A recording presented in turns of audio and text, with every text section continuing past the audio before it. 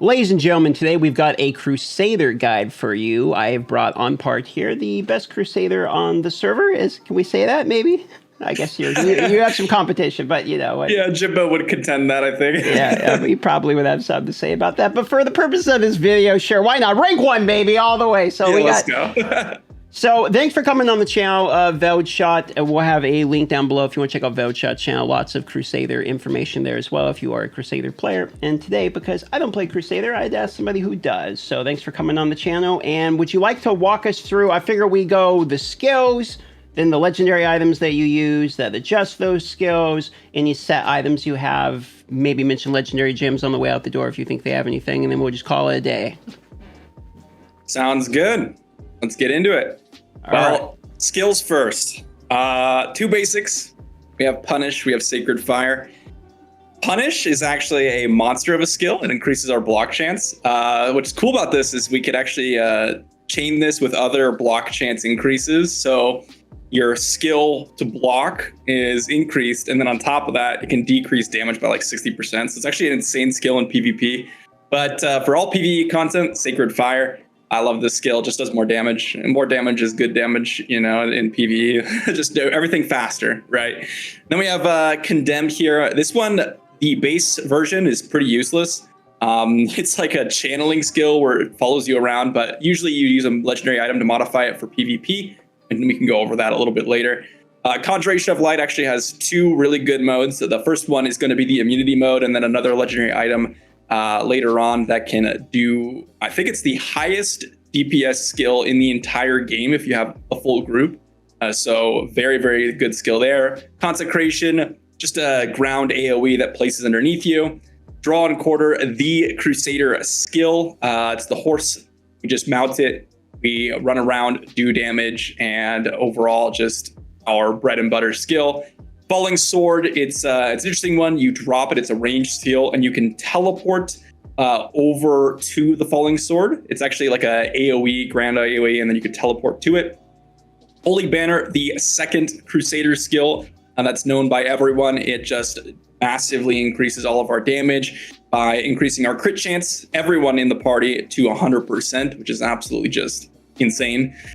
Judgment, which is actually a skill that I found some niche use in, where it's a ranged drop of an AoE, and it damages everyone in the area and then stuns in the center. So pretty interesting there. Sacred Chain, mainly a PvP skill where it's going to be a ranged skill shot where you hit someone and it chains into other people, and then some legendary items that can modify it to be really, really nice. This one's actually interesting because it stuns for 12 seconds, but wow. Yeah, it gets broken by damage, but the duration's still 3 seconds on players, so it could be a little bit more interesting there. And then we have Shield Charge, where you just charge in a direction, and then kind of like I get reminded of League here. It's like a Poppy or a Vayne where you smack people into walls and it CCs them. Shield Glare, it's just a frontal, well, wherever you're shooting, basically, but kind of like a cone AoE wherever you're targeting, and blinds people. Spinning Shield, another bread and butter skill that I pretty much use in 90% of my builds. It's gonna, base version, shoot out a charge of a shield and then pull everyone back. I will say this one's a little buggy and it rubber bands people. So people will go like back and forth, and they just teleport everywhere. So I don't use that mode. But then we have Sweep Attack, which just basically does a cone AoE after a channel and increases your damage. There's some legendary items that makes this one pretty interesting, though. So there you go. There's all the skills that I end up using. Don't know if there's anyone that is there any skill set you find in particular where the primary skills you find yourself, like let's say your top 3 skills you find yourself using more than anything else? So outside of the basic, this one pretty much is a PvP versus PvE type basic. Sacred Fire is PvE. Punish is more PvP oriented. In terms of skills I use all the time, I would say Draw and Quarter. I pretty much never have a build that I don't use this skill unless I'm memeing in PvP. Yeah. Or running super tough challenge drifts. I was pushing challenge drifts the other day, and I ended up finding out that I didn't really need the speed, so sometimes I replace it then. And then Spinning Shield is another one I pretty much use in every one of my builds, unless it's PvP. and then sometimes I will slot it out, but it also depends on the build. And then banner, I pretty much use all the time, solo or group. A lot of people don't run it solo, but actually, if you're running like Elder Rifts, if you're running anything, popping banner and like burst damaging and then moving to the next group is pretty good strategy. So I actually use banner solo or in group all the time. And what are the legendary items you use to modify these skills then? What's your top ones you're using? You don't have to go through all of them, but just your top few. Let's say one of each. Yeah. So helmet's usually the banner modifying one, and I really use one, and that's going to be Arrow Keeper. It makes it so banner's less duration, but normally banner can be killed, and if you have Arrow Keeper, it's on you, and so banner's health bar is your health bar, so it makes it so it's just basically a buff that never dies, which is basically necessary to use banner. Like you can't use banner, otherwise it dies. Another one I use often, I guess you could say 2 in the shield slot or the shoulder slot, is Folly of Zakarum here. It's going to increase our banner duration by 30%, which is pretty self-explanatory there. And then Civ Kit's Advantage I use usually in open world farming because it increases my draw and quarter duration by 30%. Gotcha. Another one in the shield slot. There's 2 here that I use often.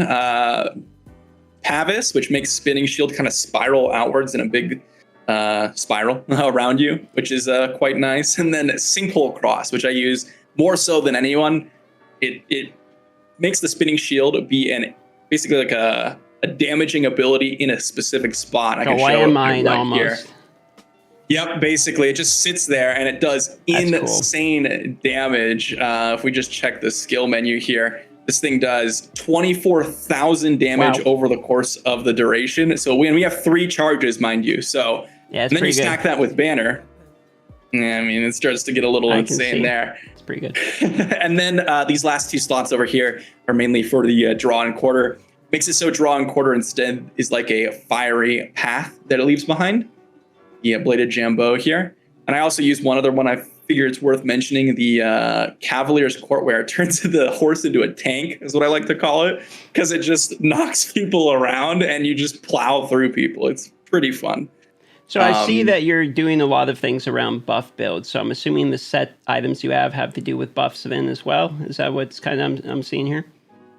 Yeah. So set items, I have 2-piece set equipped right now, and I have Vithus, which increases the duration of all beneficial effects. This does not work with banner as far as we've found out, but it does work with our horse, and it does work with Conjuration of Light, which is that immunity/group damaging ability. So it's worth running for those reasons. And then I'm running Grace of the Flagellant because our horse damage, our consecration, all the continual damage is just going to be increased, which is super nice with the Crusader. So those are the 2-piece sets. I'll mention one other one, which is the Isatar set. If you get a 4-piece set, it increases your damage dealt based on how much movement speed you have.